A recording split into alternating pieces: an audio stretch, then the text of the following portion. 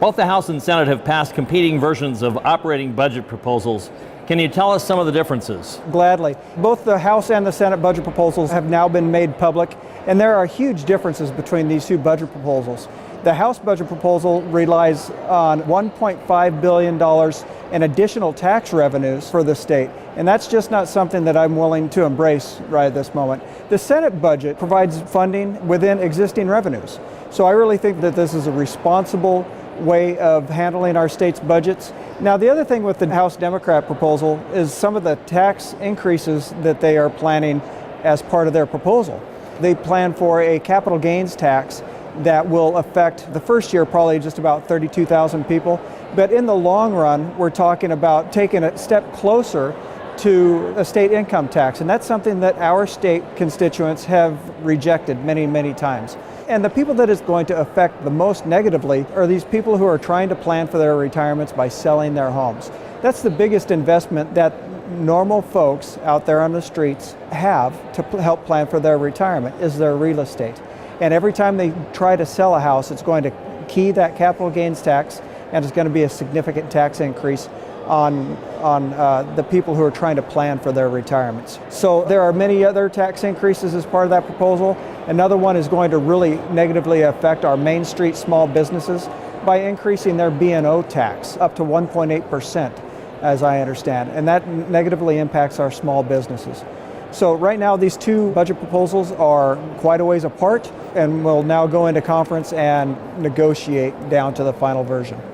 What are some of the other notable things about these budget proposals? Probably the best thing about both of these two budget proposals is that it focuses on our primary duty under the Washington State Constitution of amply funding our basic education plans. Both of these proposals spend about $1.3 billion or more in additional funding for our education. And that's something that I really think that both the Senate and the House of Representatives are really focused on coming into compliance with the McCleary ruling and putting this issue behind us. You know, for the past 30 years, the state of Washington's funding into the basic education picture in our state has been eroded year after year after year. So now, with the passage of this new budget, with an additional $1.3 billion or more, combined with the over $1 billion that we are providing in the current biennium, that's some good steps in the right direction to come into compliance with that and finally amply fund education. Are we there yet completely after this? No, I think that we need to continue that well into the future. And another thing to support is additional funding in the Senate version of the budget to drive down the cost of higher education. Here we're talking about a higher education system that over the past many years, the cost to tuition and books and the full cost for sending our kids to college has increased year after year after year. The Senate budget actually drives those costs down by as much as 25%. And that's a fantastic step in the right direction.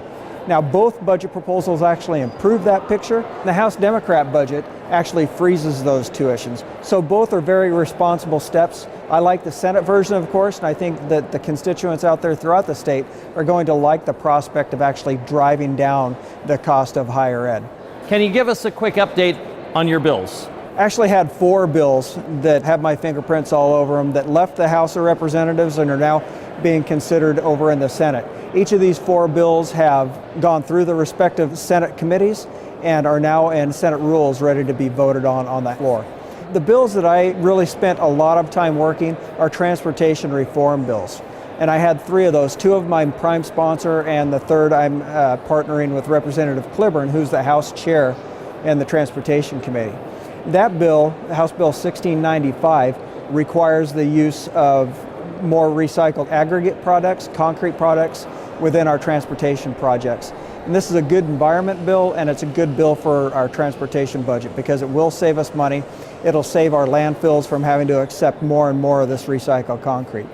And House Bill 1850 and 1851 are both transportation reform bills and affect permit streamlining, whether it be for maintenance projects under House Bill 1850 by affecting the Shoreline Management Act and the local review of the permitting, driving down those costs, making the permitting process shorter.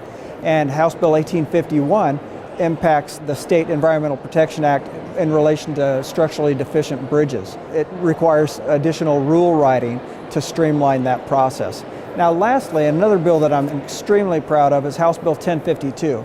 And this is a higher education bill that will require that our colleges and universities in Washington state put military spouses at the front of the line and give them priority registration to get into colleges and actually finish their degree fields on time in the situations where they are getting the GI Bill benefits from their spouse. It's something that I'm very happy for. It's going to be very good for our military communities in Oak Harbor and Everett. The regular session of the legislature is scheduled to end April 26th. Will the legislature complete its business on time and adjourn without the need for a special session? Boy, I sure hope so. You know, you, the citizens, set aside 105 days every other year for the legislature to finish our budget process and get out of here. So 105 days is plenty of time to get these budget proposals through. This year we were very lucky to get both the House and Senate versions of the budget proposals out earlier than typical. So we have plenty of time to negotiate these budgets in conference. There's absolutely no reason why we can't get out of here within the 105 days that is allotted under our Constitution, and I sure hope that that is the case.